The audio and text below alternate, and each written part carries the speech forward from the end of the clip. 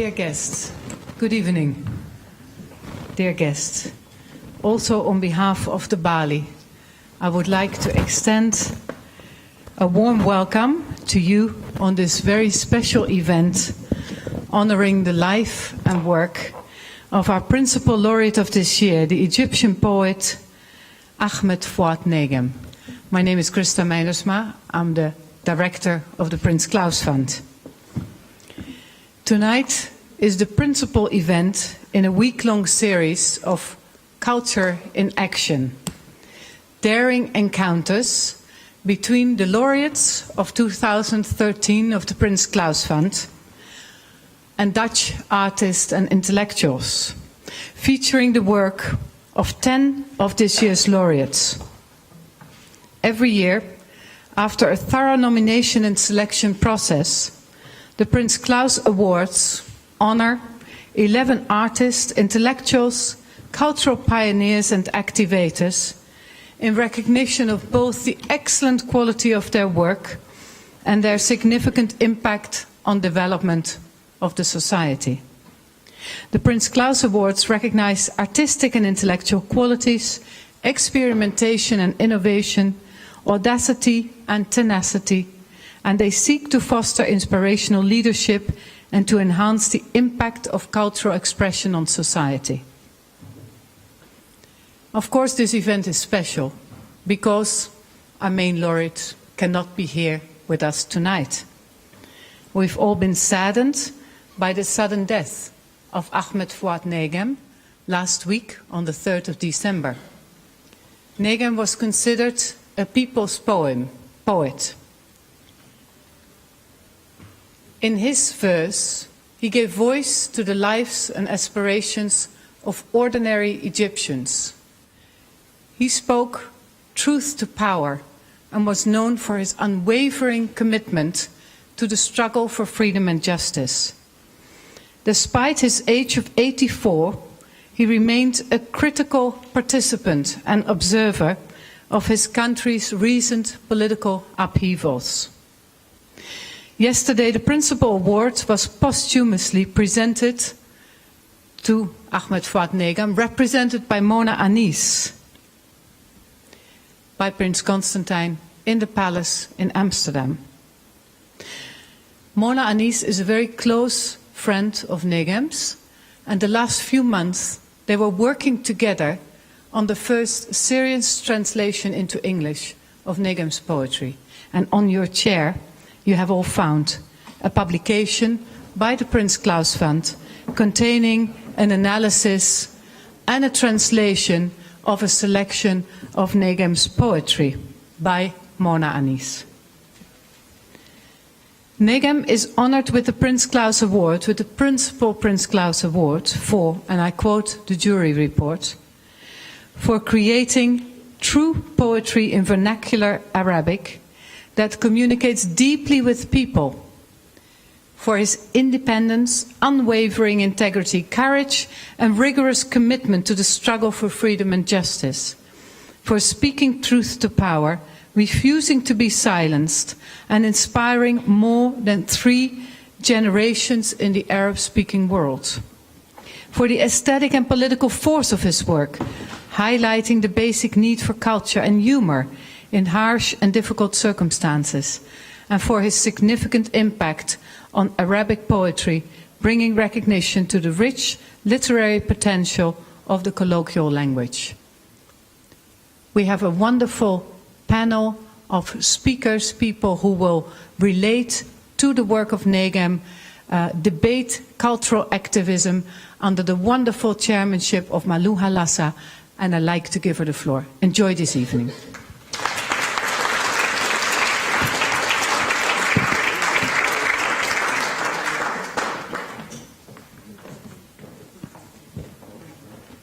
How wonderful that you can all join us this evening. Thank you, Krista. Tonight we have a wonderful event planned. It will be a celebration of the life and work of the Egyptian poet Ahmed Fouad Negm. He wrote about the lives and concerns of ordinary Egyptians in the Arabic of the streets. The combination of his words and the oud played by the musician blind Sheikh Imam propelled both men into legendary stardom, and Negm's spoken words entered into the Egyptian consciousness, making him one of the most important poets in that country for over 4 decades.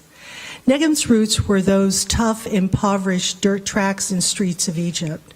He was born into a large family in a small rural town in Kafr Abu Najm in northern Egypt. His family, they were part of the peasant underclass. Like many Egyptians, he was educated at the local religious school, and it was there he began his apprenticeship in language. His father, a policeman, died early on, and by 6 years old, Negm was in an orphanage that he would leave 10 years later at 16. Returning to his hometown in 1945, he worked as a shepherd and a laborer. He was subsequently arrested for theft and counterfeiting documents, and it was in prison that he discovered poetry and started writing. It was after the fiasco of the 1967 June Six-Day War that his poetry became politicized.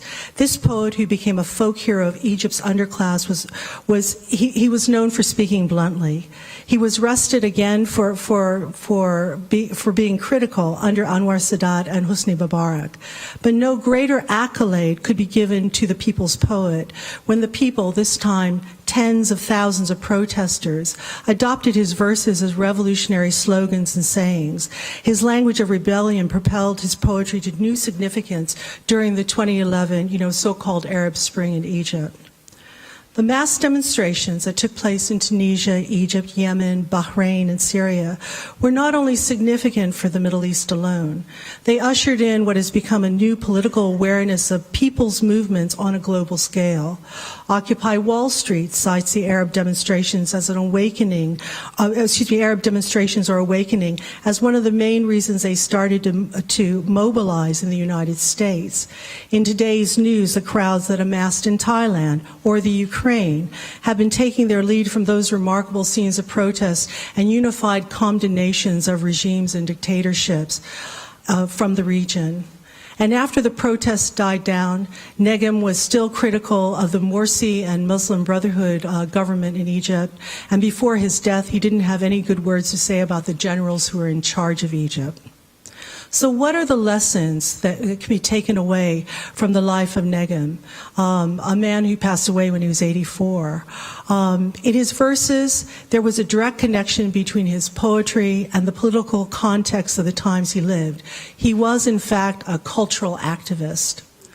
For a long time, and in many circles, cultural activism was not considered exactly a dirty phrase, but it was a description that artists, writers, and photographers did not want to be known by. They felt it colored the true meaning of their work. But if we expect our novelists to illuminate our times, why wouldn't we have the same expectation of our artists? This will be just one of the many themes that we're going to explore this evening. But first, we will open with a short film about Negm's life and times, and we will begin a unique encounter between Negm's poetry and the artists, actors, and musicians of our day. Holland's best-known artist, Marlene Dumas, will read one of his poems and also another poem by a South African poet. She will be followed by another reading and singing by an Egyptian actor now in the Netherlands, Sabri Saad El Hamus. We will tackle the idea of politicized or engaged art and what it means to Negm's translator and close friend, Mona Anis, and 2 of the 2013 Prince Claus Fund laureates, Zanele Muholi, and a photographer, artist, and self-proclaimed visual activist from South Africa, and Naiza Khan, a fine artist from Pakistan. This panel discussion will be followed by a musical interlude by the musicians, the Dutch-Moroccan singer Karima el Fillali, and Iraqi and classically trained qanun player Jamil al-Asadi.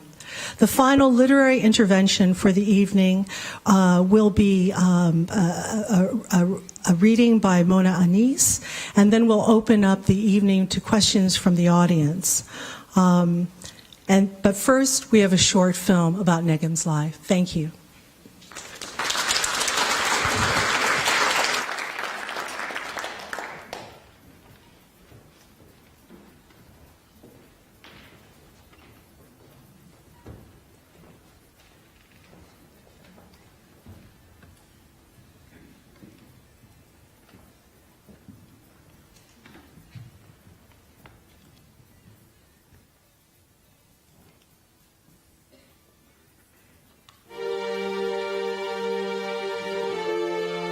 وانا عيل اما كنت ارجع محبط من بره اروح مرمي في حضن امي واستخبى فيه. لما كبرت بقى بقيت شاعر بقيت اعمل الحكايه دي مع مصر. اما احبط اجري عليها والبس في حضنها.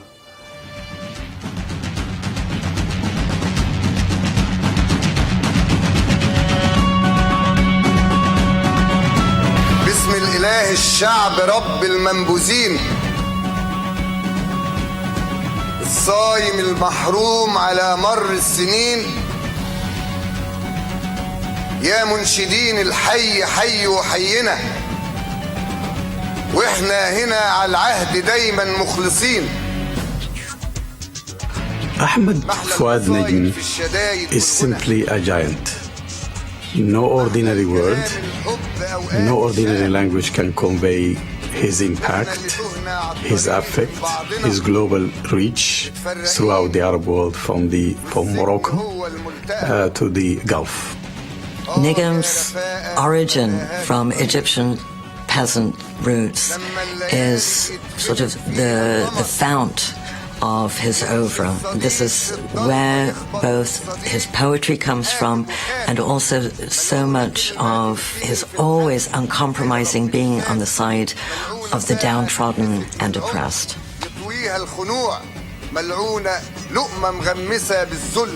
ملعون الجبان يا رفاقة يلي علمتوا الصلابة للحجر، بندهلكم وسط الكآبة والرتابة والضجر، يا مقربين الفجر نوره مطلعه، مدوا المسامع في المجامع واسمعوا صرخة مغني الحي من جوف العدم، اتجمعوا اتجمعوا اتجمعوا.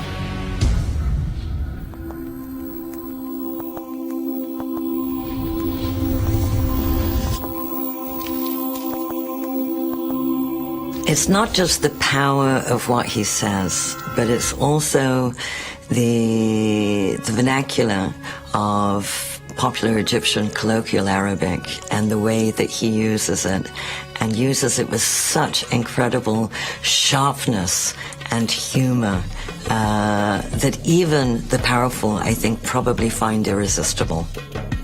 He elevated the vernacular in comparison to the classical modern Arabic to a level of aesthetic and poetic that is unmatched among his peers. أغنية حارتنا اللي بتقول حارتنا مجاري وناموس ملاية وفانوس حجارة وكراسي وناس على النواصي دقون على الكروش عرق على القروش ومسائل من النوع. فبقول له لأحمد فؤاد نجم بقول له منين بتجيب الكلام الحلو ده؟ قال لي الله يا سي ميشيل ما تطلع حواليك حارتنا مجاري وناموس ملاية وفانوس موجودة كل حاجة موجودة. ما بعرفش أقول شعر من حيث المبدأ. الأداء ده له معلمين. أحد المعلمين أحمد نجم. دور يا كلام على كيفك دور، خلي بلدنا تعوم في النور، ارمي الكلمة في بطن الضلمة تهبل سلمى وتولد نور، يكشف عيبنا ويلهلبنا لسعة في لسعة نهب نصور، دور يا كلام على كيفك دور. Ahmed Fouad Negm life is very colorful, and it's a real embodiment of a restless artist who remains committed to his art, but it also has a very highly complex life. Across the Middle East, but also in Egypt, I think 3 generations now know by heart so many of his poems. And especially because they were put to song. And now a new generation has been taking up his lyrics and putting them to new forms of music. واللي نام في الغابة راح يتاكل نار غابة كلابها ديابة نزل في الناس واللي نام في الغابة يتاكل نار واللي ضير وشه حالا غمضة عينيها واللي ضير وشه غمضة عينيها. Through his collaboration with Sheikh Imam, who's a very well-known balladeer, singer, musician, and a master of oud, elevated both of them to a level of folk hero. كونوا مع بعضهم ظاهرة غريبة، يعني مش ظاهرة مش لا وجدت ولا حتوجد، انه يلتقى شخصين واحد يكتب والثاني يغني بشكل دام سنوات وشكل شيء لا يقلد. يعني مصر يما يا بهية يم طرحة وجلابية الزمن شاب وانت شابة. الإبداع من خلال الموقف أو الوضع السياسي هو إبداع مبني على الفرح الإنساني. إنك أنت تعطي الإنسان إمكانية من جهة أنه يقدر يحلل الواقع أو يشوف تناقضات الواقع وتبني له العناصر الممكنة إنه يحب الحياة ويعطي لنفسه دافع وطاقة إنه يطلع على المستقبل لحياة أجمل. جاية فوق الصعب ماشية فات عليكي ليل ومية واحتمالك هو وابتسامتك هي تضحكي للصبح يصبح بعد ليلة ومغربية تطلع الشمس تلاقيكي معيمانية وصبرية أبية. I think over 5 decades, Ahmed Fouad Negm's work has continuously shown in very profound ways how culture is really a basic need. أعرفكم جميعا إن السجن سور وأعرفكم جميعا إن الفكرة نور وعمر النور ما يعجز يقزح 1000 سور وعمر السور ما يقدر يحجز بنت حور وأعرفكم جميعا إن الظلم شايخ وأعرفكم جميعا باب السجن خايخ وعرفكم جميعا ان ملهش اكره وعرفكم جميعا انه هيبقى ذكرى وعرفكم جميعا ان الثوره فكره وبشركم جميعا ان الوعد بكره والنور عندنا وعندكم يا حبايبي.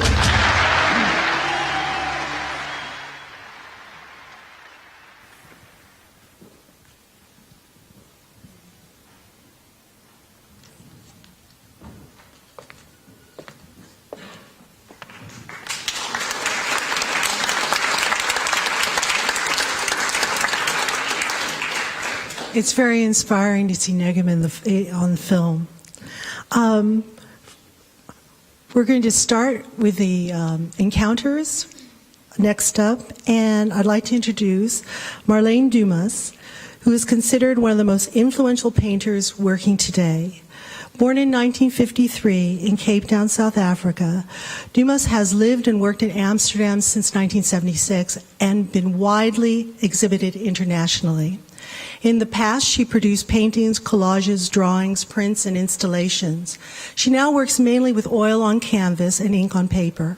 The sources she uses for her imagery include newspaper and magazine cuttings, personal memorabilia, Flemish paintings, and Polaroid photographs. The majority of her works may be categorized as portraits, but they are not portraits in the traditional sense.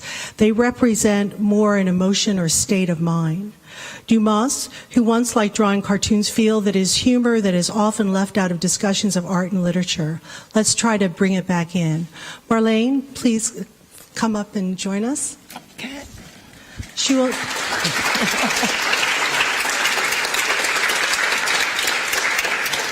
Marlene will be reading a poem that you can find on page 8 of the Prince Claus Fund book.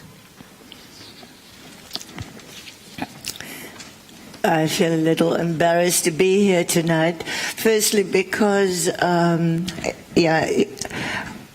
did not know his poetry so well, I have to admit, and but I'll try to do some justice to this. Okay, I'll just start with the light in my eyes. I can't see you so well. And, okay. I love you. I love you. I love you.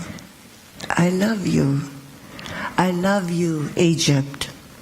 My night, my morning, I recite your love and love my labor and my wounds, O Egypt. I travel with your love and lean with your leaning, and the steps get sweeter in your love, Egypt.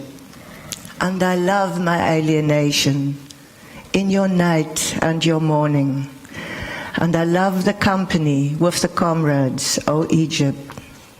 Rest the tears in the sleepy eyes, but awakened by tears in your love, Egypt.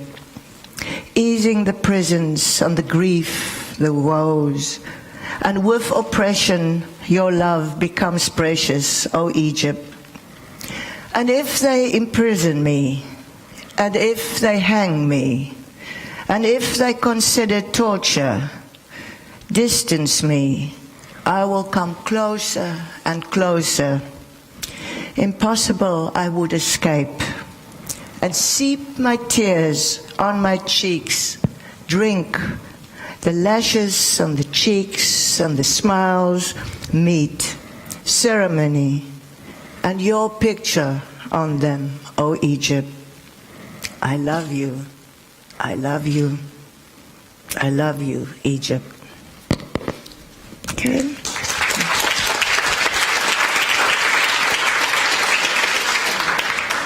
One doesn't want to look too closely at Negm's life, but he was definitely married many times over. And I think it's safe to say that he was a great lover. In our own discussions about the poem, Marlene, you've talked about how you were taken by his description as Egypt as his lover, and it reminded you of your own writings about art where you consider the person viewing your images as a lover. Can you talk about that, please? Yeah, I just wanted to say, when I was looking for a poem to read, I specifically looked for a poem in which he speaks in this way. And because I know that with activists, often the partners and the children, they are upset that the person is not home. And as they say, because he has been imprisoned so often, and they also, people ask sometimes, why do you love your country so much more? And apparently, I don't know if it's true, because I don't know him, but, you know, he has said, you know, that a woman's love is, comes and goes, but the country is your soul and your fiber. And, but, okay, that's one thing. On the other hand, in my own writing, I have tried, what I found also beautiful with him is this link to the music, and the rhythm, and so I don't know with the English translations if it gets any close to that. But anyway, so in my own writing about art, I also thought to address your viewer. I mean, sometimes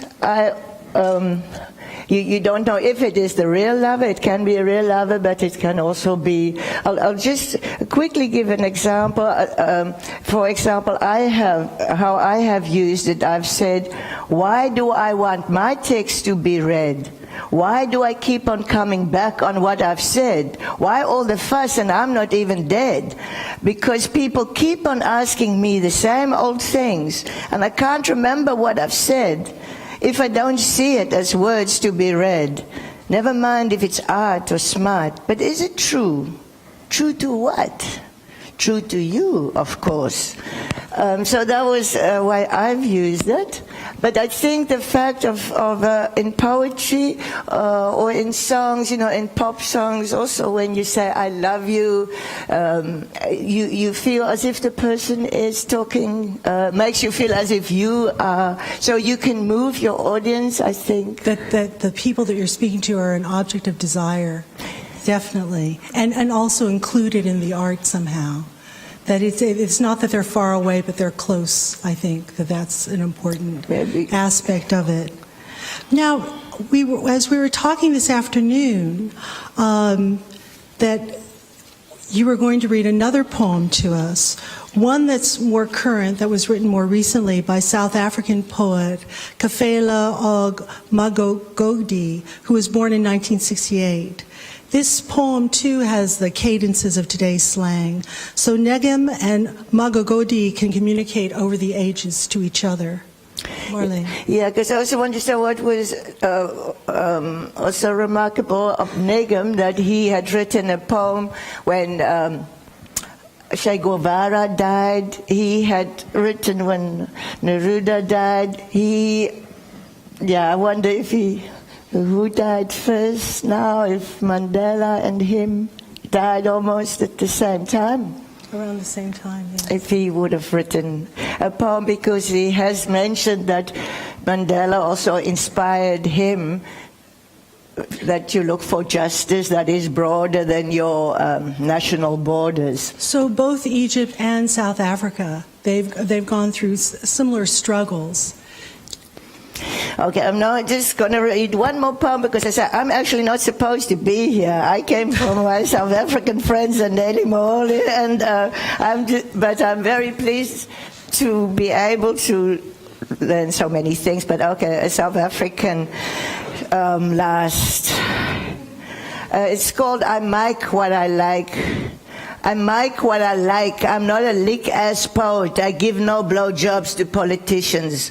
My tongue can't be bought to dance in the wrath of the king's court.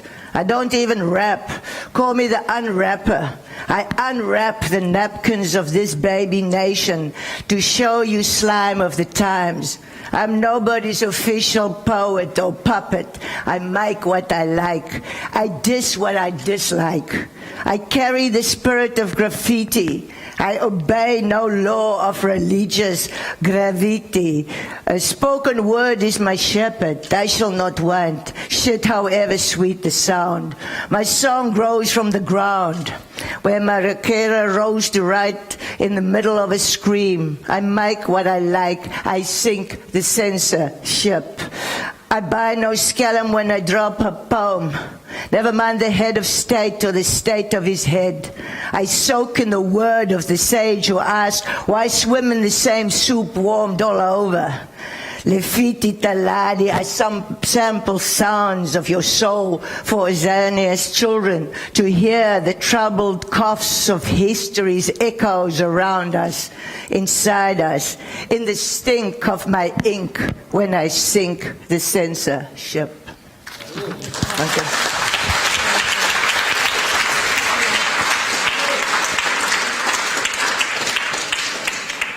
Thank you, Marlene, for some wonderful, wonderful reading. Our next guest this evening is Sabri Saad El Hamus, who is a Cairo-born actor, and he's brought two musicians with him. They're going to sing and play. Please come up and get ready.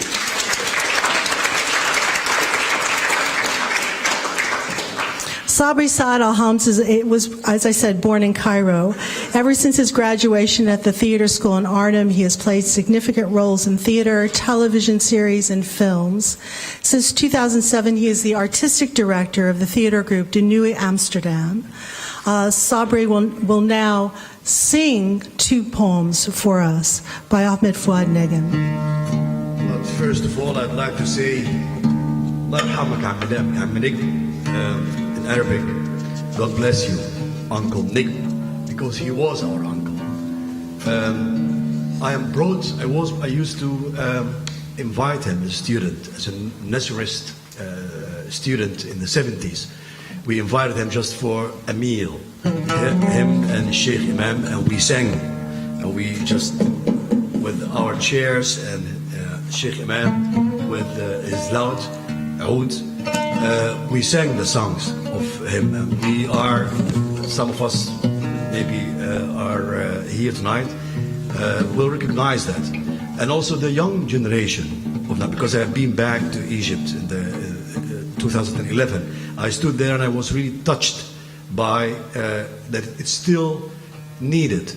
Egypt still listening to his songs and still answering his love. Nobody could put his love into such words like, capture the love of Egypt in such words like Ahmed Fouad Negm. Allah yarhamak Ahmed Negm. And I was excited, very excited to hear that he won this prize, and I would have the chance to meet him tonight. But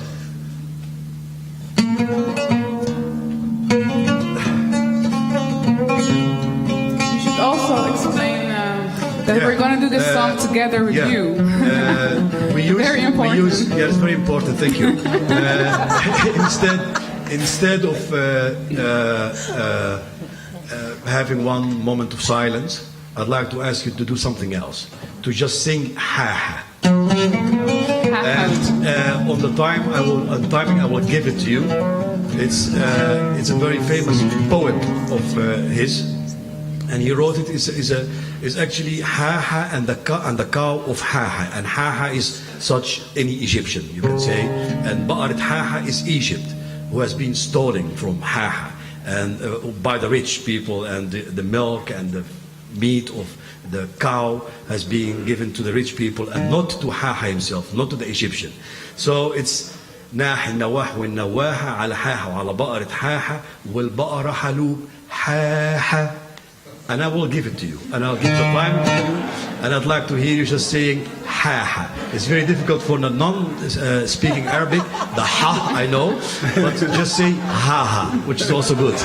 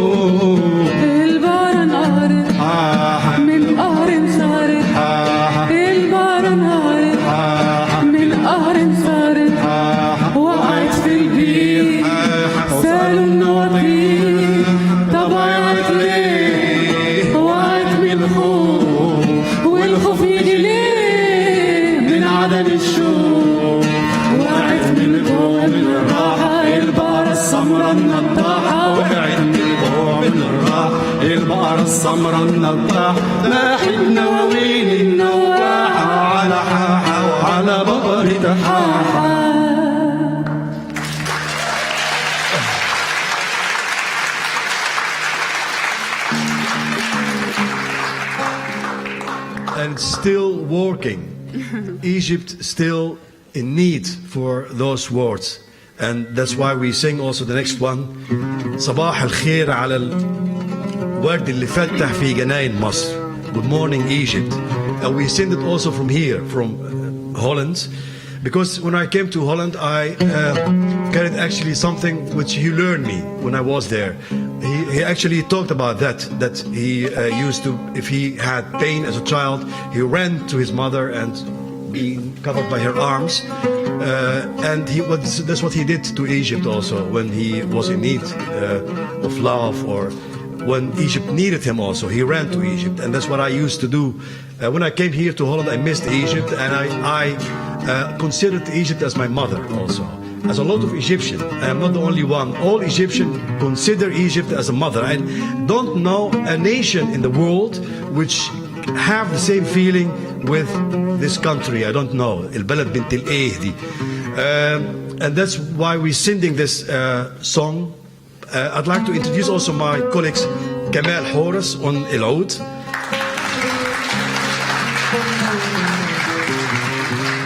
And Tima, singer. Thank you. صباح الخير على الورد اللي فتح في جناين مصر.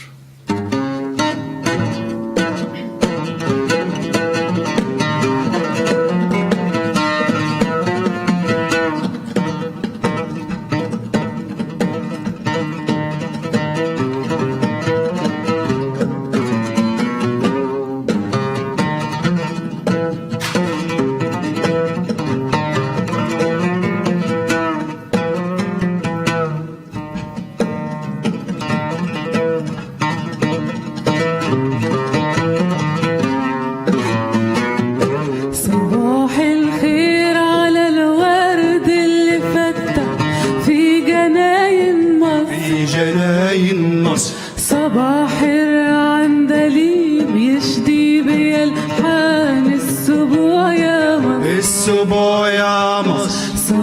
الخير على الورد اللي فتح في جناين مصر، في جناين مصر. صباح العندليب يشدي بألحان السبوع يا مصر، السبوع يا مصر. صباح الداية واللفة ويرش الملح في الزفة. صباح الداية واللفة ويرش الملح في الزفة. صباح يطلع بأعلامنا من القلعة لباب النصر. صباح يطلع بأعلامنا من القلعة لباب النصر. سلامتك يا أمه يا مهرة يا حباب يا ولاد يا ست الكل يا طهرة. سلامتك يا أمه يا مهرة يا حباب يا ولاد يا ست الكل يا طهرة. سلامتك يا أمه يا مهرة يا حباب يا ولاد يا ست الكل يا طهرة.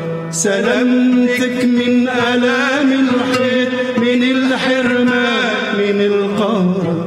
سلامتك من آلام الحيط من الحرمان من القهر. سلامة نهدك المرضع سلامة بطنك الخضراء. سلامة نهدك المرضع سلامة بطنك الخضراء. هناكي وفرحة الولدة بدم الولد يا ولدة. هناكي وفرحة الولدة بدم الولد يا ولدة. يصونهم لك ويحميهم يكترهم يخليهم يجمع شملهم فيكي يتمم فرحتك بيهم. صباح الخير على أولادك صباح الياسمين والفل. تعيشي ويفنحوا الساد ويسقوهم كاسات الذل. وبلغ يا سمير غطاس يا ضيف المعتقل سنوي بصوتك دلك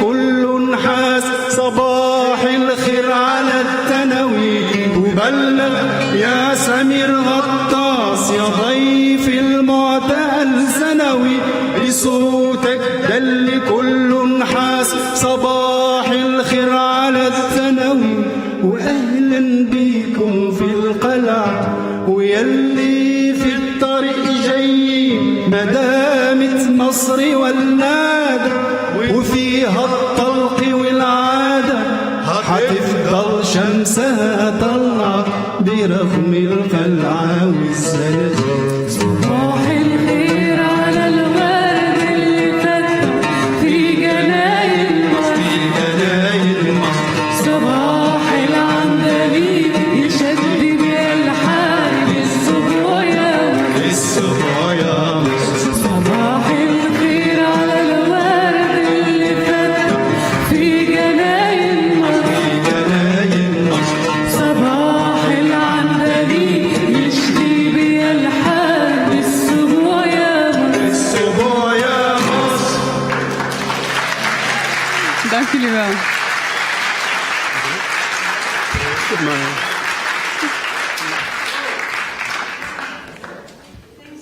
Thank you very much. We still have one song, but maybe later on. Well, maybe for later on. But why I have to ask you a question because you were going to talk to us about some of the influence of Negm on you in your youth. Oh, okay. Thank you. We can share. Yeah. Okay. As I was saying, that I, as a student, 19 years old, we invited him as a Nasseristic student. We were a Nasseristic organization in Imbabe, a very a local place in Cairo, on the other side of Cairo, El Giza, and we used to invite Sheikh Imam and Ahmed Fouad Negm in our house, in the room, with chairs and music, and we sang those songs, those his text and his songs, and we were brought up with one of our colleagues also who will sing. One of the poems was wrote actually in that time, and I consider that 30 years ago, more than 30 years ago, in 18 and 19 January 1978, started actually the beginning of the new revolution, you can say, the revolution which came out the last 2011 was started 30 years ago, or more than 30 years ago, there with Ahmed Fouad Negm and Sheikh Imam, and we tried to went out to the street and sang those songs, and we were, because we had not social media and we had not internet, and we just went to our friends and called from down, Abdullah, Ahmed, ta'ala, Hanafi, Sheikh Imam. So we were caught by the police, of course, and we because it was very easy to be caught by the police. So and from then on, we never forget actually those songs. And when I came to Holland, I discovered, when I met the rest of the Arabic world actually here, that he was very, very known in the rest of the Arabic world, in the Arab world, in Morocco, Tunisia, and Algeria. There were heroes. Bob Dylan, actually, of the Arab music, as you can say. And I was thrilled to read that he got this prize. And I was thrilled also to be asked, to have the chance to be asked to stand here and to meet him. But again, so he's there. He's there. And he's with us tonight. Yeah, thank you. Thank you.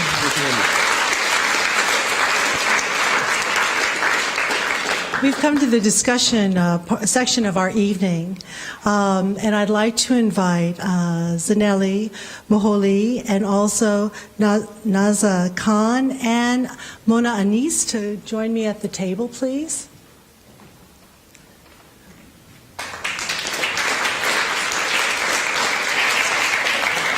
Yeah, come on. It's good. Okay, I'd like to introduce our guests. The participants in the panel this evening. You know, as I mentioned before, cultural activism was once considered a dirty word, is now undergoing a revival, particularly in the West. However, there have been engaged artists all over the world for a long time, people who felt that doing art or photography for its sake alone wasn't enough. I wanted us to hear from established and experienced cultural activists and artists. And just like the example of the Arab Spring, their lives and their commitment to change is something that we can all learn from. But first, I'll give you a short biography of everybody. Zanele Muholi is a photographer and artist born in 1972 in the township Umlazi on the east coast of KwaZulu-Natal, South Africa. According to the Prince Claus Fund, she affirms and celebrates the multiplicity of human identity and sexuality, representing the black female body in an honest and compelling way.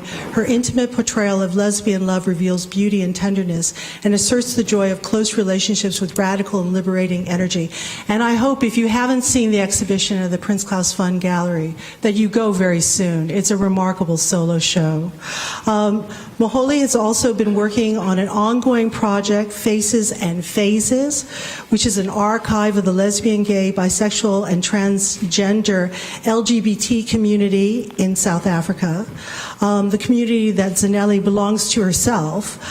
Some of that archive is now is exhibited in the solo show, which is called Found, and I'll spell it out for you as F-O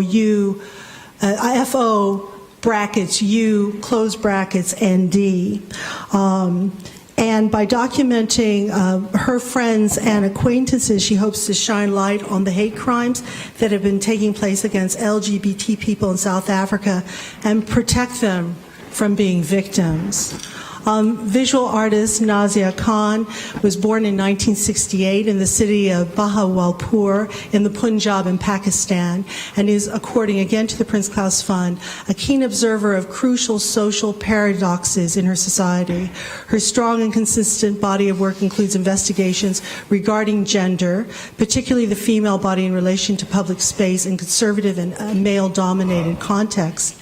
In Hannah Hens from 2003, she imprinted life-size female figures on the walls of public areas in the railway colony in Karachi, and her exhibition, The Skin She Wears, from 2008, interrogated contradictions around the sensuality and control of the female body in a series of sculptures made in galvanized steel of garments that sit between lingerie and armor.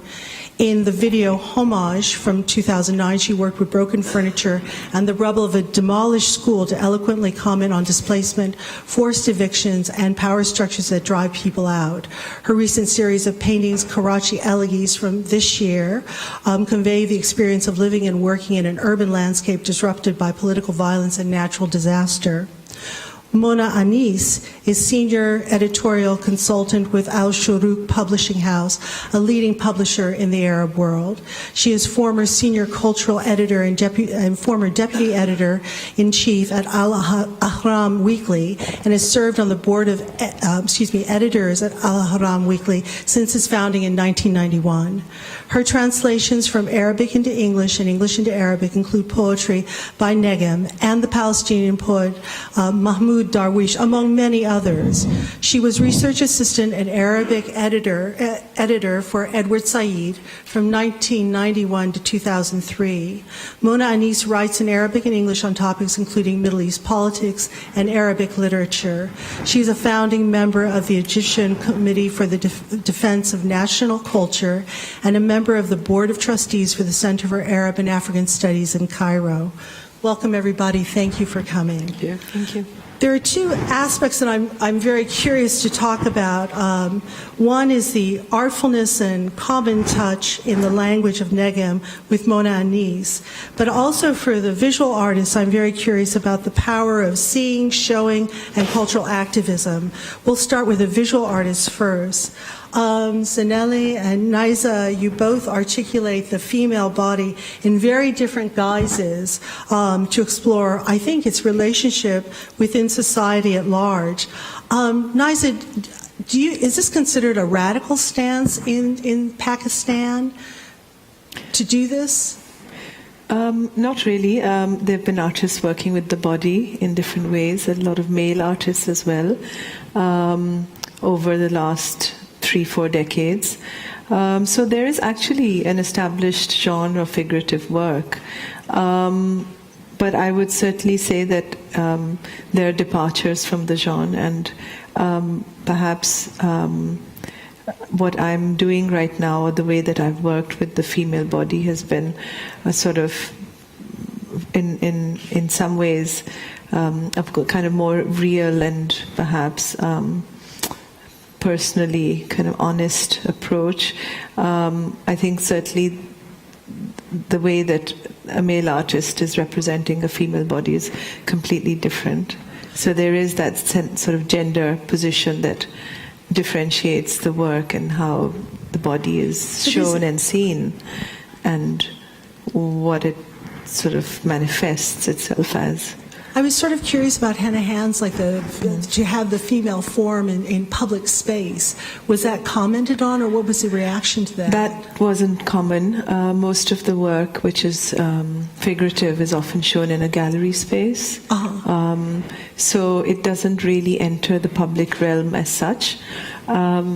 Having said that, what is in the public realm are huge billboards across the whole city where the female body is plastered over and over again as a way of advertising products and within the kind of consumer space. But yes, the henna project, the henna hands, was very much a kind of way to take my work out from the studio into the public space and sort of see how people would react to that, which was not within the realm of a kind of advertisement. And what was the reaction? Reactions were really mixed. Varied kind of responses from people. The barber shop where I worked, he was very pleased because he said a lot of people are coming to see the work and they're quite inquisitive. So it kind of boosted his clientele. The women in one location were not happy because they wanted to see the male body shown and displayed like this. Although the figurative silhouettes were not explicit in any way. I was telling someone this morning that in one location a little girl came up to me and asked me, am I Muslim?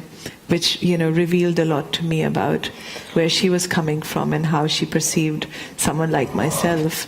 And I think that's also due to the fact that that area, that community, was a very multi-religious community. There was the Christian community and the Parsi community and the Hindu community all lived in different kind of areas within the same locality. So probably she was aware of that and wondered which community I belonged to. It's sort of, Zanele, you have a different approach in your work towards a female form.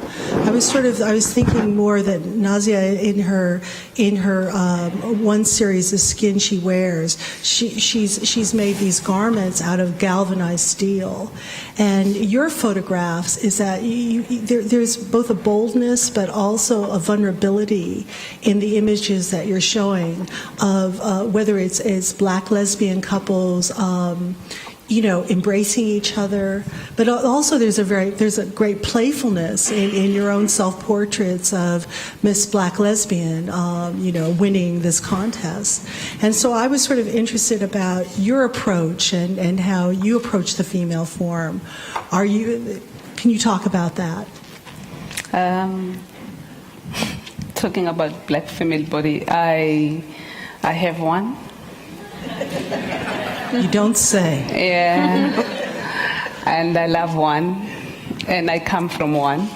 So it's that whole notion of coming from and going back to, if I have to be poetic about it. I'm born by a female, so that playfulness and interplay between the two has a lot to do with my love for the female form and the body, and being fascinated by the female body. So that says a lot about my sexuality. I admire women, and I enjoy seeing beautiful women in different forms, and have respect for women because they're capable of, giving us the space to breathe, and we're all here because of women. Yeah, so that's all in short. That's all in short. Yeah, man. Yeah.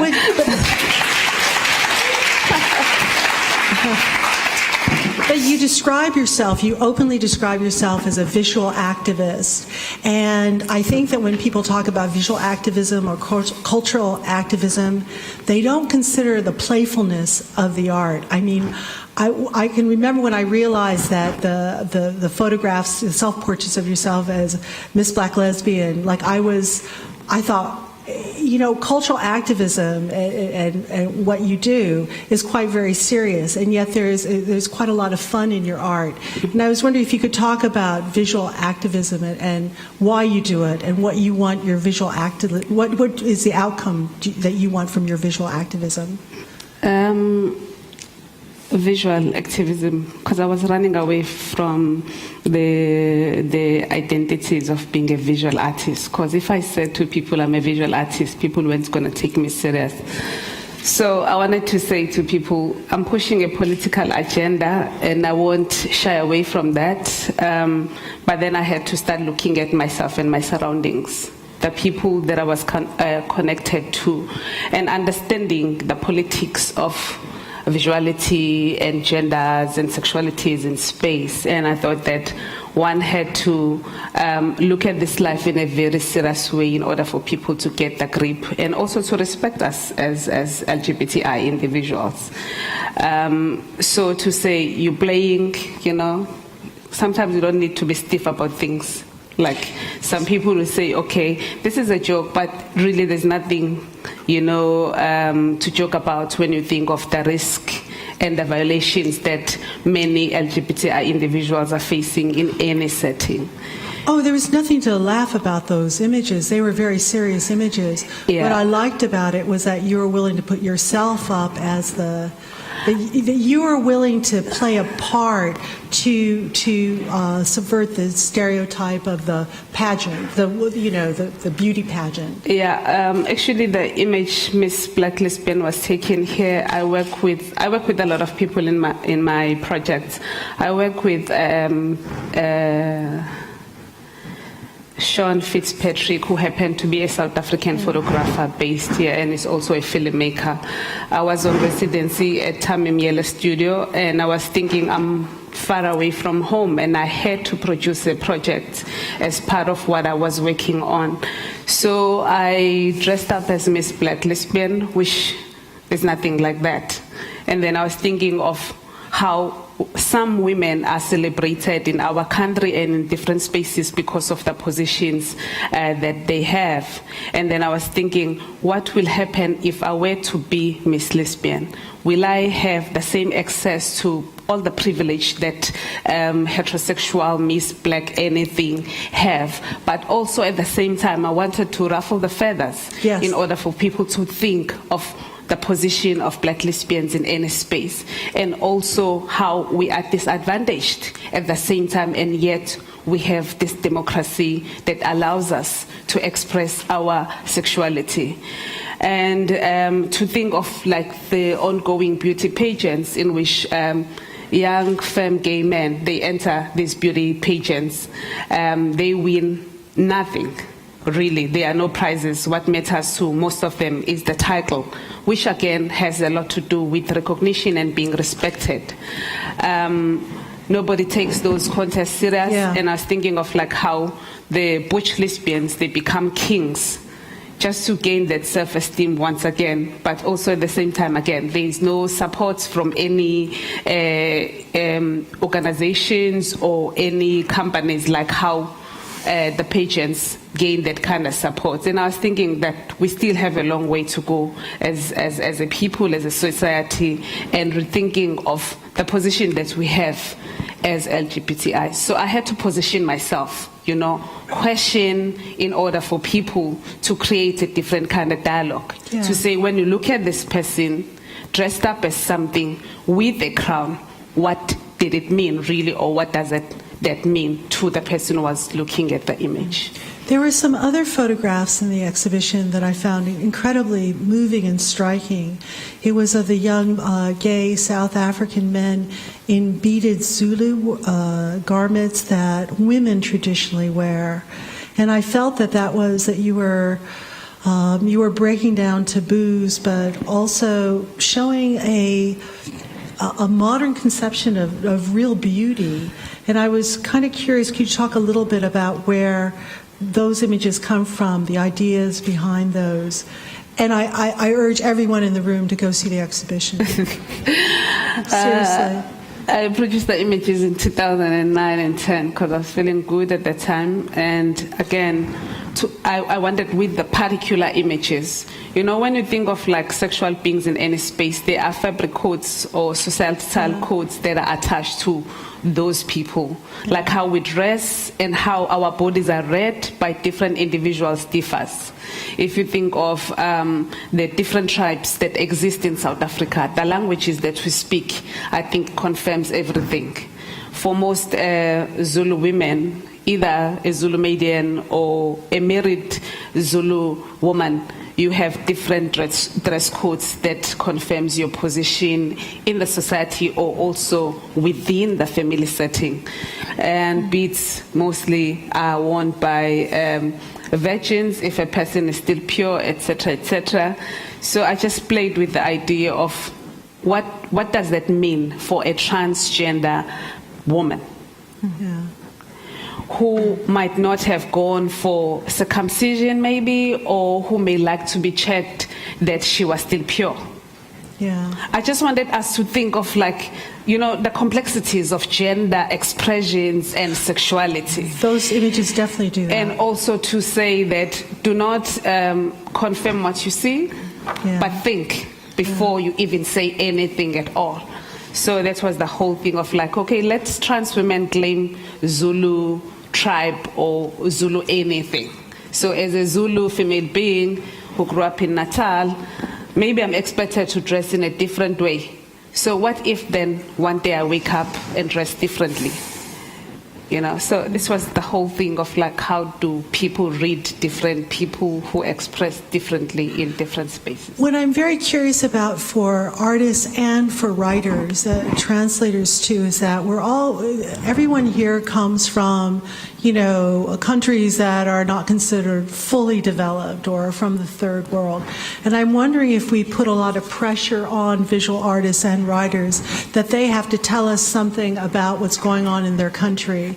And this is something that we don't do to Western writers and Western artists. We don't say to Western artists and writers, well, you have to be engaged with your culture. You have to show us something about your country.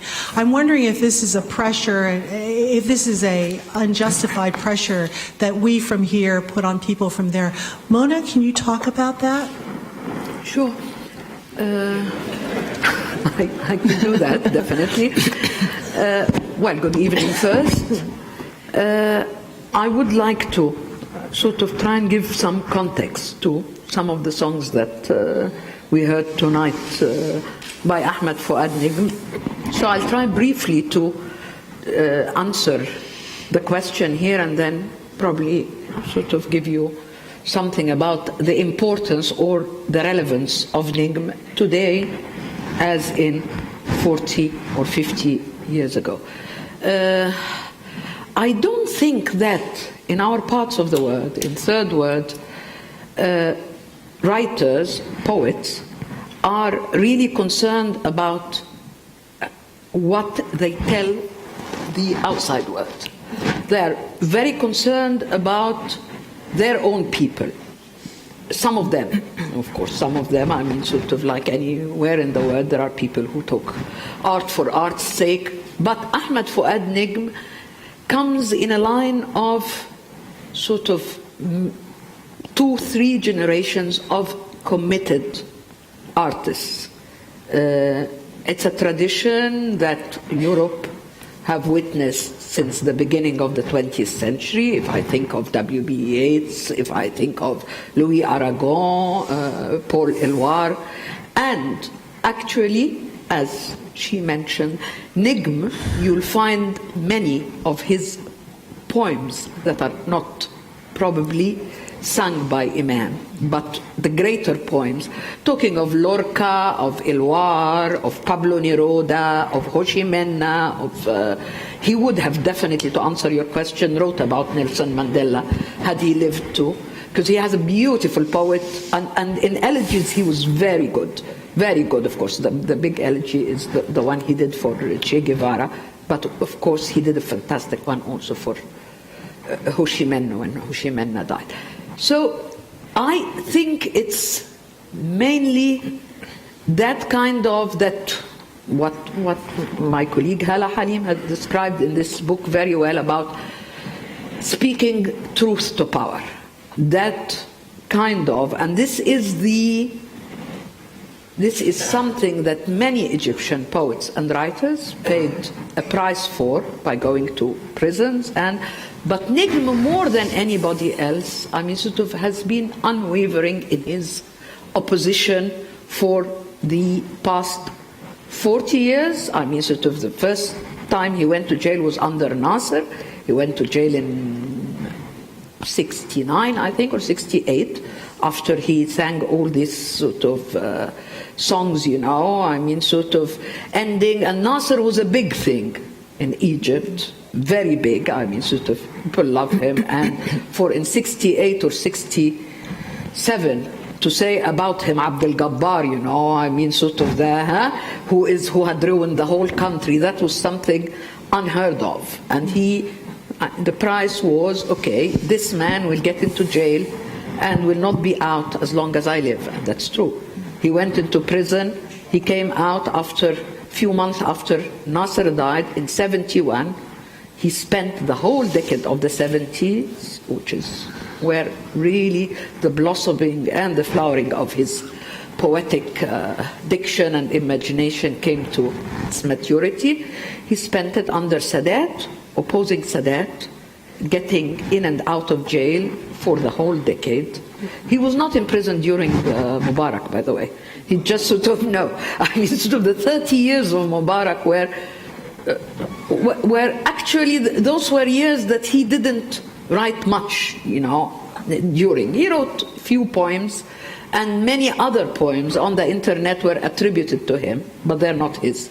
And he kept saying, well, if the young people want to write something and they feel, you know, I can provide them protection, okay, so let them. So there were many obscene songs, poems about Mubarak that would be on the internet that are not Negm's at all, you know, and anyone who knows his diction and poetry, why? He said, well, what? Okay, if they want to do it, why not? I am.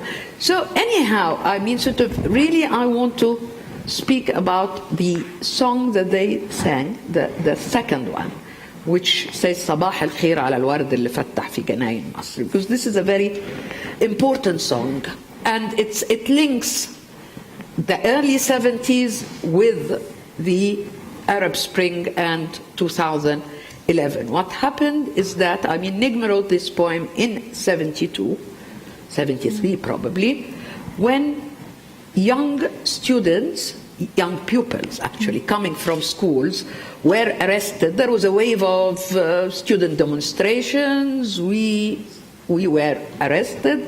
And then the pupils, who were 14, 15, 16s, really, you know, minors, went on demonstrations, and he was in jail, in the Citadel jail. He heard that these young people have been brought to prison, you know.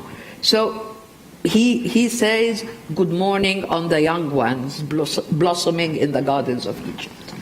Actually, this same slogan was inscribed on the very first poster of the 2011 revolutions, underneath which there were pictures of all the people who were killed on the streets of Egypt during the first week of the uprising. That's between 25th of January and the end of January. This poster came when still Mubarak was there.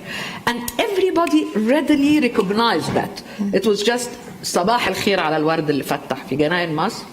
Good morning for the young martyrs, for all these flowers, you know. I mean, he has been, I don't know any other poet. There might be sort of greater poets in terms of diction, I don't know, I mean sort of maybe sophistication, but I don't know of anybody, perhaps in the whole Arab world, other than Mahmoud Darwish, who writes in classical Arabic, who is that loved and well known, and in every situation in one's life you find yourself sort of thinking of a phrase, of a word he said, and there are, what makes those people producing the first poster of the revolution when they were sacrificing their lives on the streets, they didn't know that Mubarak was going to leave or that the army would not shoot, and why would they just sort of, it's Negm, not anybody else. And the last story I would say sort of relates back to Negm was arrested during, or was put in prison, he and the Sheikh Imam, during Nasser's life for lampooning and for ridiculing Nasser and the 1967 defeat. They tried to co-opt him first. When they refused, he was arrested for 3 years, that's between 68 and 71. He comes out in 71 and there is a very sort of strong wave of student activism and demonstrations. I was a university student at that time. I seem to be the most ancient here.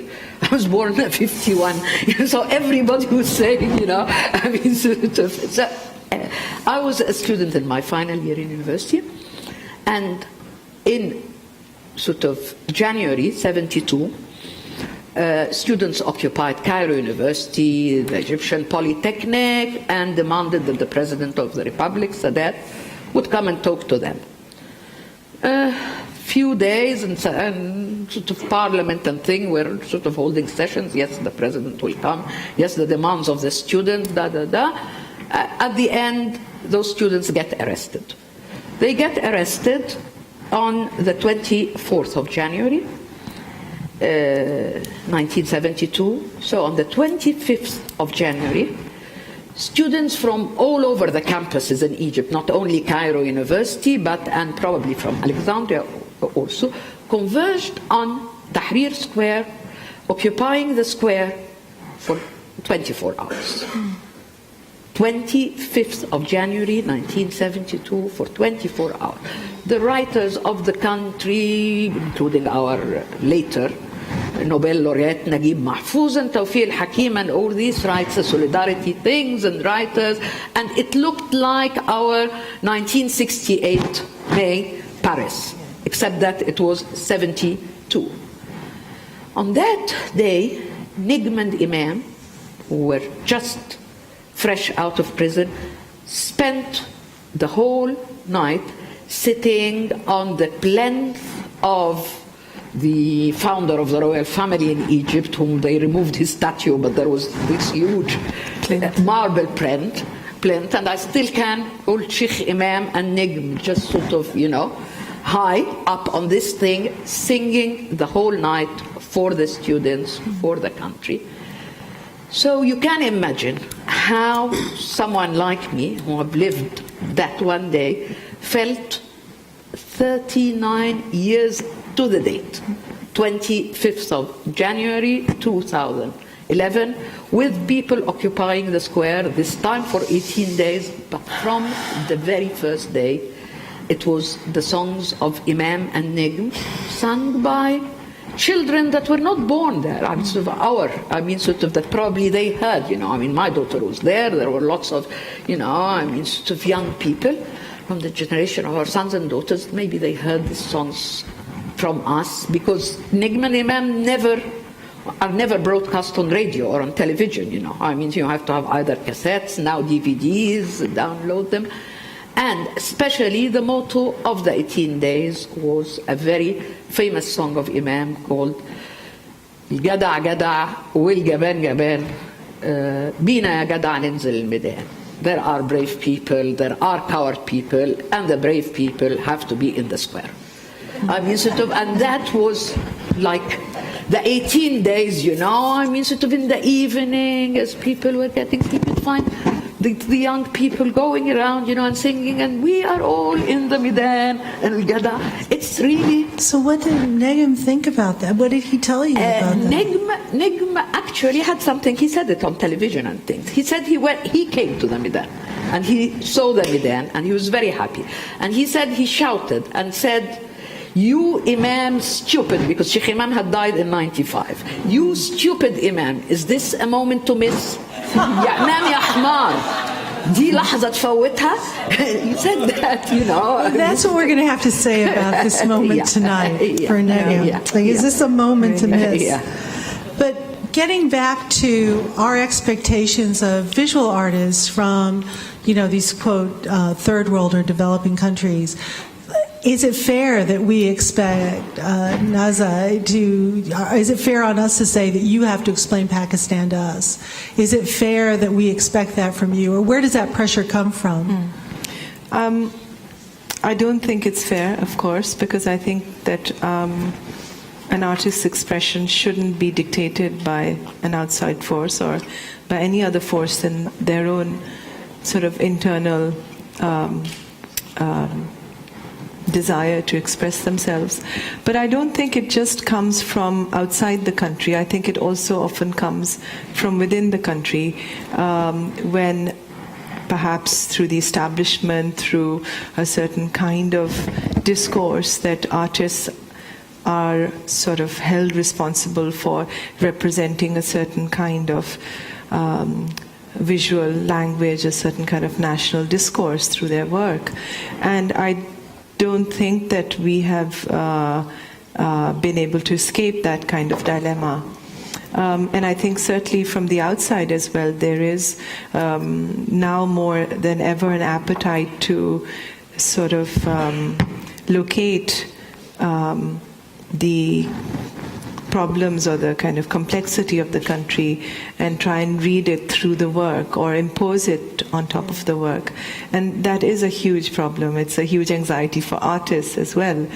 You know, having said that, at the same time, from the ground upwards, if you feel that you have something to say and there is an urgency to say it, and there's the kind of change and transformation that our society is going through, the kind of conflicts that people face, there's also a huge sort of force of expressing those conflicts, whether they are within society or whether they're kind of political, and that comes from within the work itself. And I think that when you're reading something from the outside, it's really, really important to keep the space as open as possible in order to read all the nuances, because it's very easy to put everything in a nutshell and make it kind of consumable for the international sort of audience. That's what's going on in the West all the time. That's really, really important, and a lot of artists are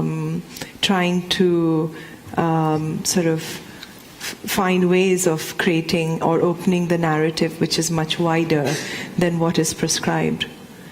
So I think that's a complex position to negotiate when you're sitting within the country, and you, as an artist, you know, you don't want to be burdened with the rhetoric.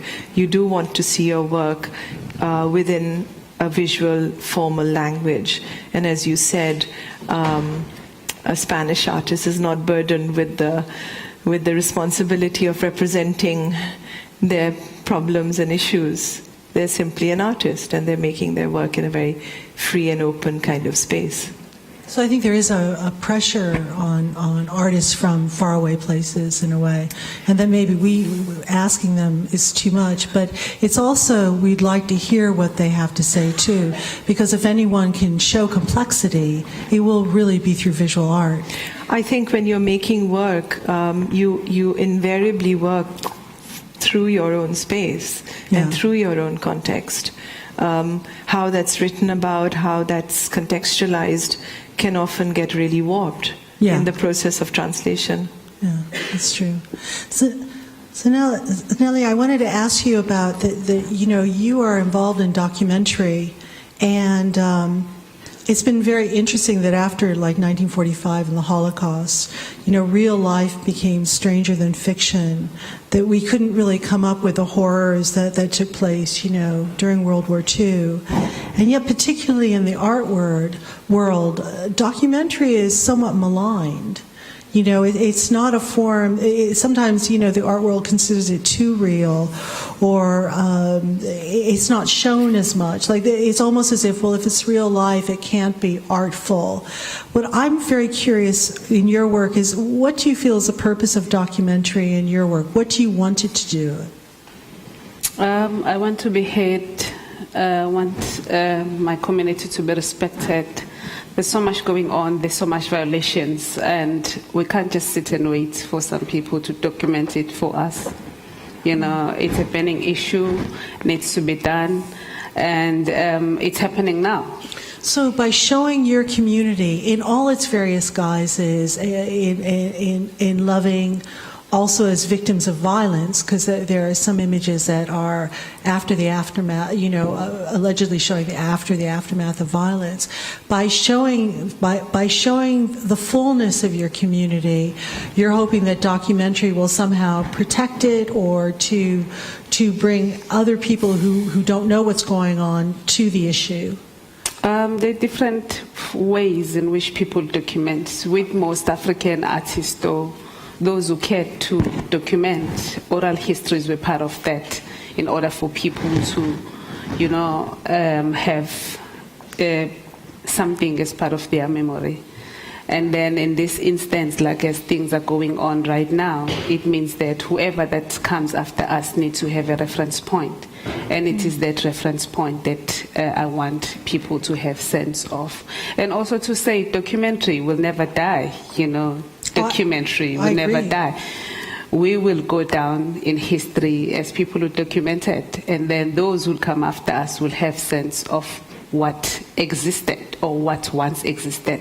It is that tangible thing that I long for, and also for people to get a sense. Those who want to see, feel, read, like now we seated here because of documentary, a different form of documentary.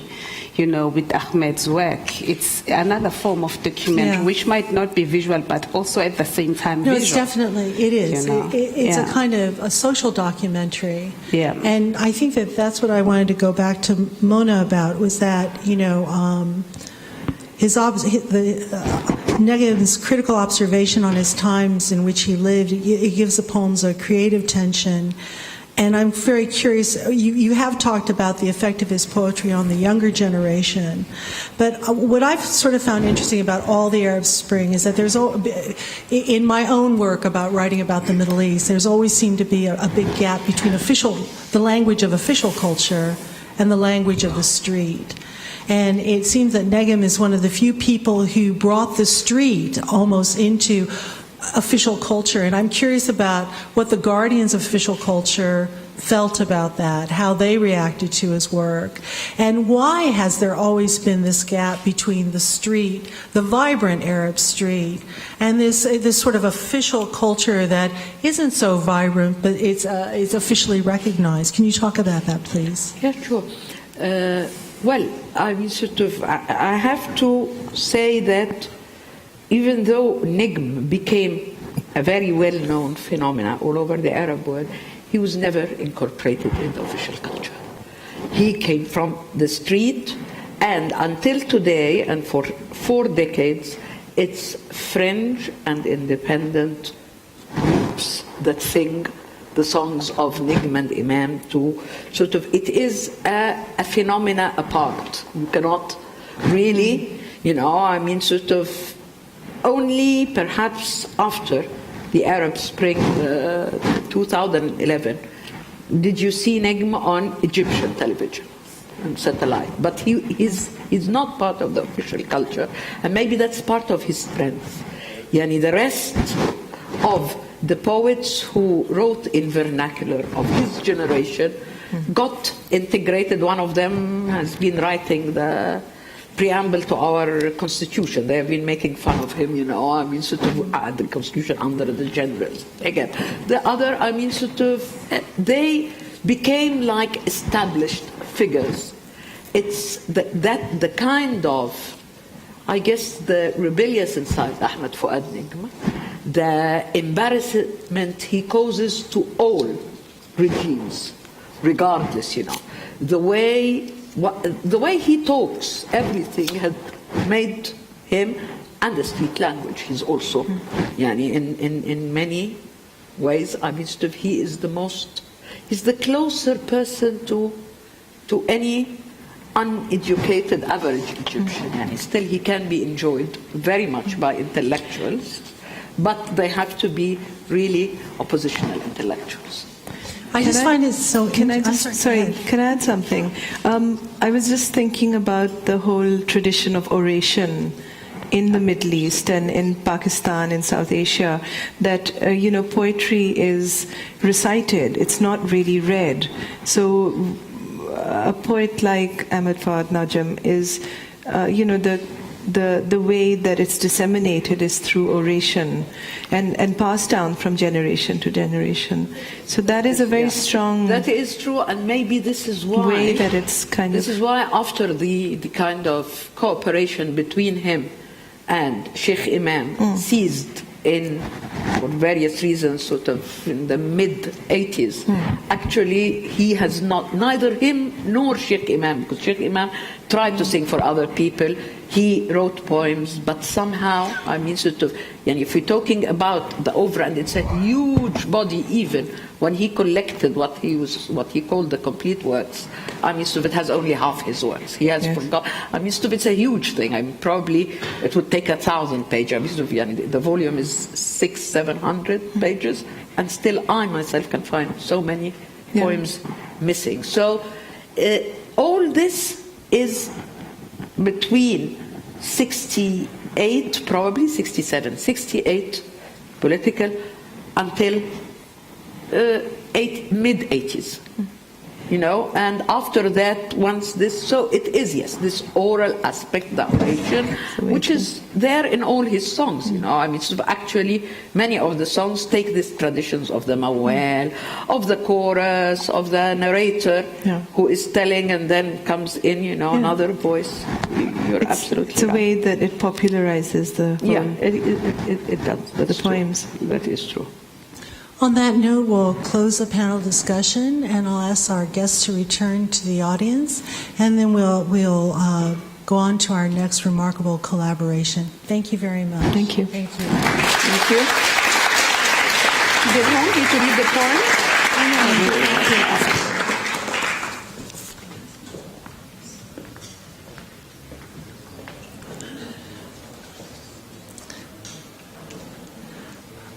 Our next performers are, it's a remarkable collaboration between a new generation musician and established classically trained Arabic musician.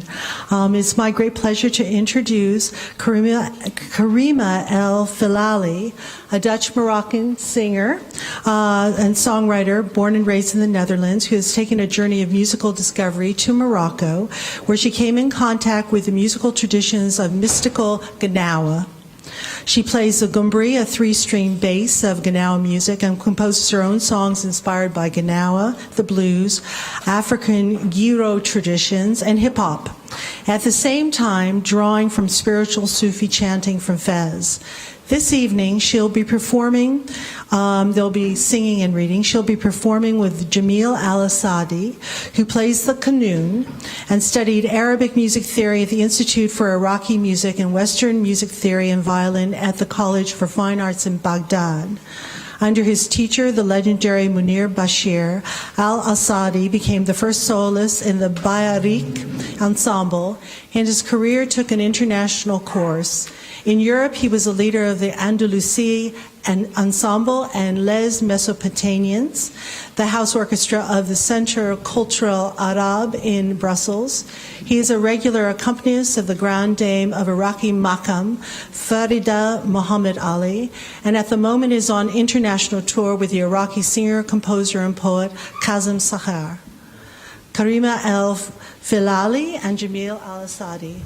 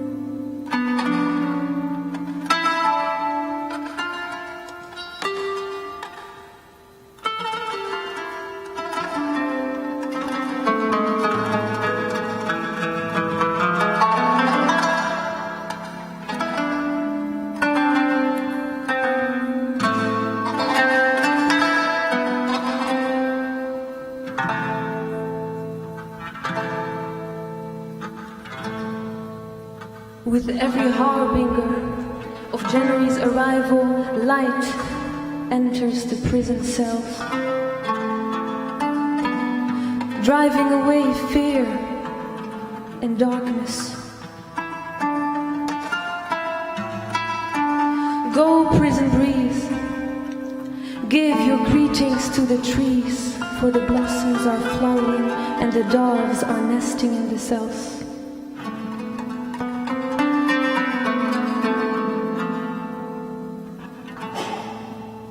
My voice comes from the silence of the prison. It's my heartbeat pulsing from the coffin, addressing you, my loved one, asking you to convey my words from deep inside the whale.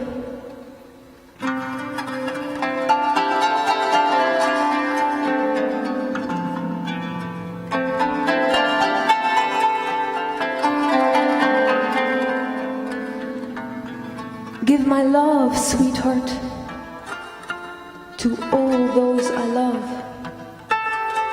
Give each a share of my greetings. Embrace the world with your eyes and send me that look of yours so I can see those I love. And quench my heart's thirst.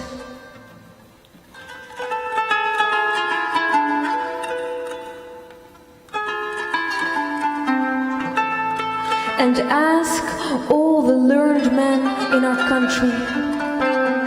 Ask every tower and every minaret.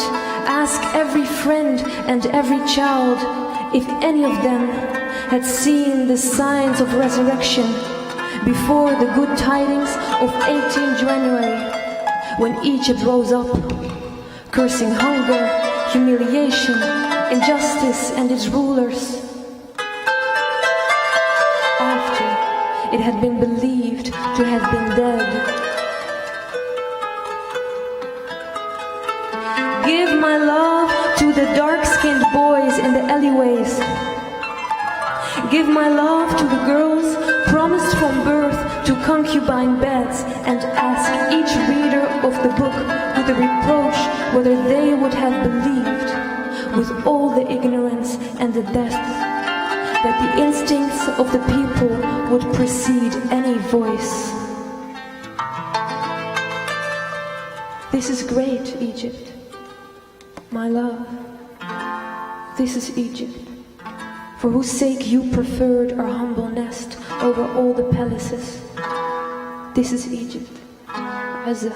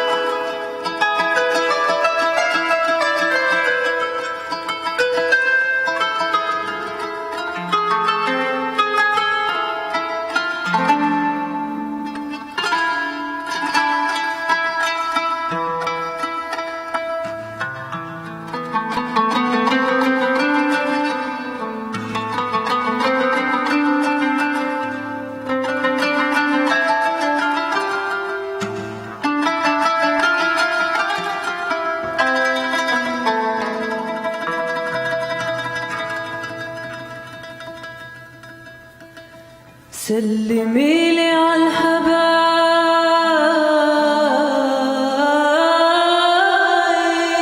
يا حبيبتي،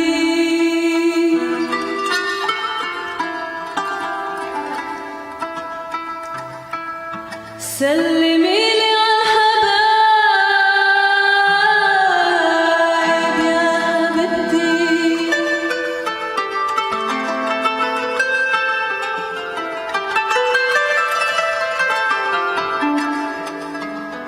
سلمي لي كل حب وله نصيب من سلامي،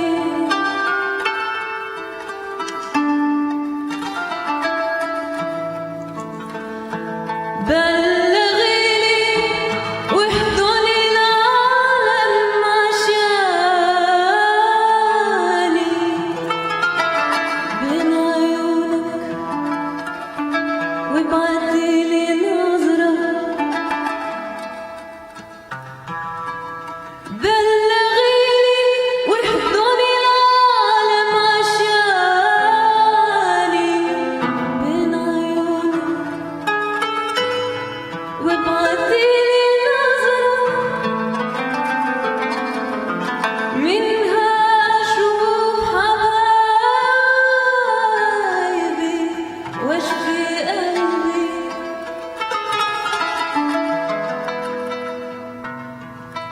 منها أشوف حبايبي واشفي قلبي،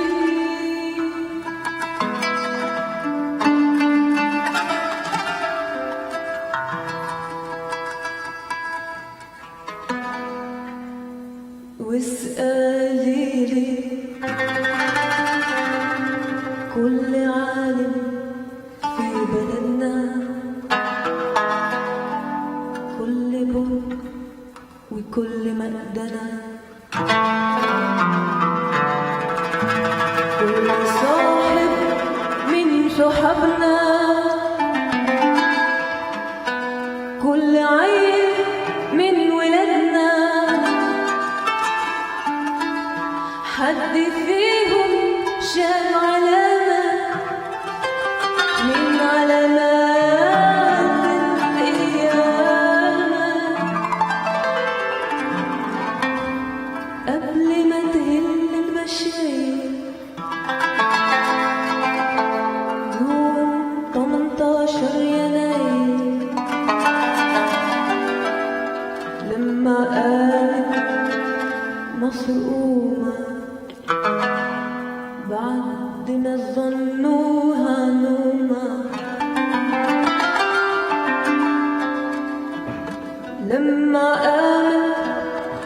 مصر قومة بعد ما ظنوها نومة طلع من الجوع والمذلة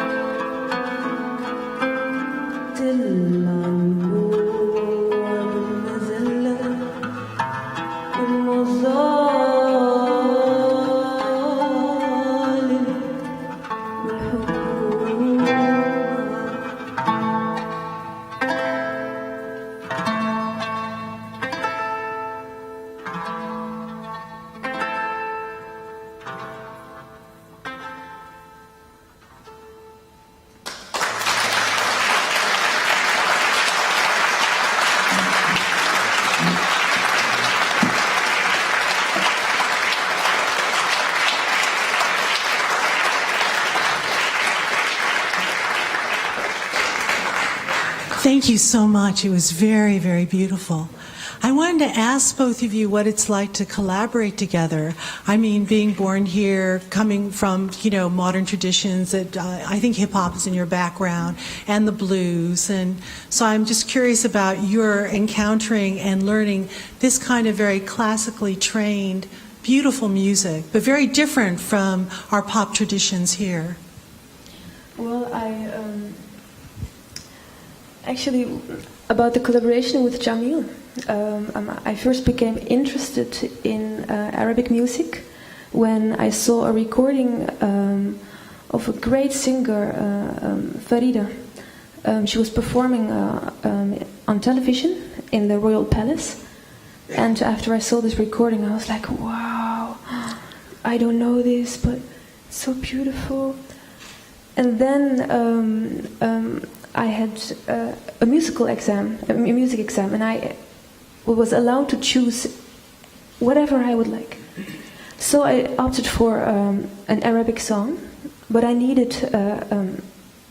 But Arabic music has very different scales than Western music. It's very different. It's they have the quarter tone, they have maqam. I mean, it's a whole tradition, So weren't you sort of daunted by, or your passion carried you through? Well, Can I finish? Sure, please do. I'm sorry, I didn't mean my enthusiasm. When I was looking for somebody to accompany me, I got a phone number of Jamil, and I met him when I was 18. And he asked me, "How did you discover Arabic music?" And I said, "Well, I saw this great concert at television." He said, "In the Royal Palace." I said, "Yeah." He said, "But that was me." So I met him when I was 18, and I didn't know. 2004, and I didn't know anything, and it is actually Jamil who also introduced me in this complete different world of music with certain scales and rules, and of course I came there with my Western background, and that created some frictions, or should I say moments of opportunities to learn or to discover, but it's very enriching to see how you can approach sound and the composition, because it can be meaningful in very different ways. Yes. And that's it's a different language. It is a different language, but it really you sound like you've been studying and singing Arabic music all your life. Thank you very much. Thank you. That's beautiful.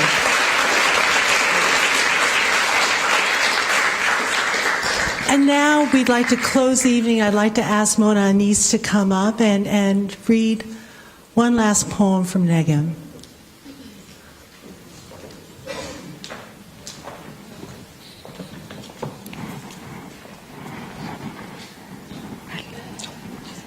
This poem, you'll find it on page 18.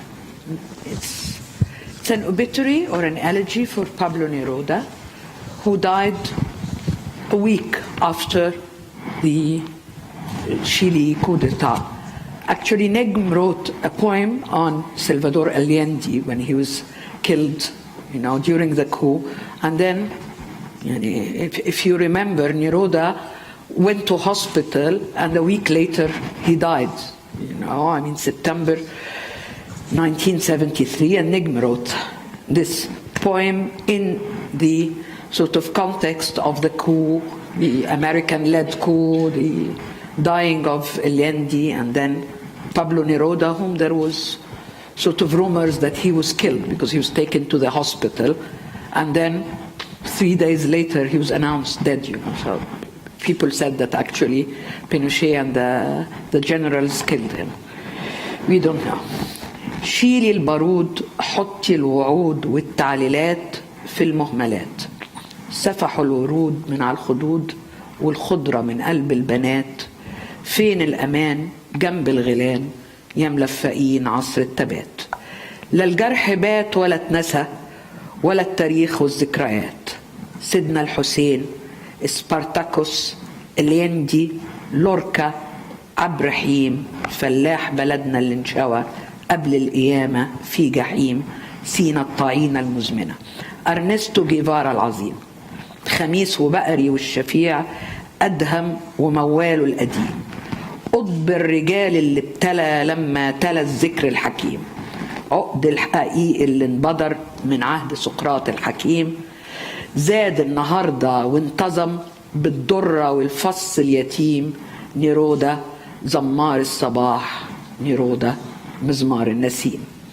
صبحة الصبية سانتياغو تشرب لبنها من غناك، اتروعوا العصافير وهاجوا لما نعيب البوم نعاك، وانت الشهيد ملو البراح، جراح تعود المجروحين، ساعتين تشاور على الجراح ينشد ظهر المطعونين، تتمد ايدهم على السلاح وبعزم ما في الموجوعين، تطعن في شريان الطاعون، تجهز على الداء الدفين، الشمس تطلع بالصباح، ترمي الصباح على كل ايد، حضن البنادق والجراح بايد وعفق الناي بايد، والشمس تطلع في النهار فوق كل قصر وكل بيد، والشمس تسقط في الغروب عن بابلو نيرودا الشهيد.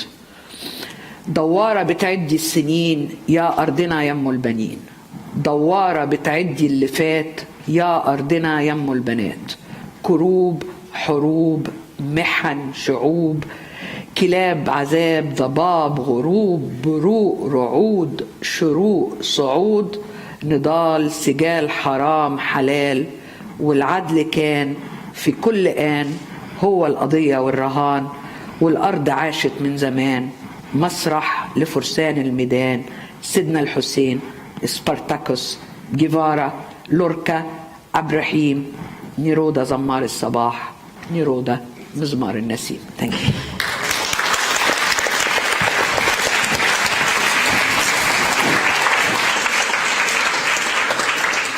I'm afraid we've run out of time for questions, but please join us at the bar afterwards. We'd love to hear your comments and your observations and criticisms. I'd like to thank you all for coming. I would also really love to thank the participants of tonight's event: Marlene Dumas, Sabri Saad El Hamus, Zanele Muholi, Naiza Khan, Karima el Fillali, and Jamal al-Sadi, and dear Mona Anis. Also, a warm thanks of appreciation to the Prince Claus Fund for Culture and Development and to the Debale Theater. Thank you all, and good night.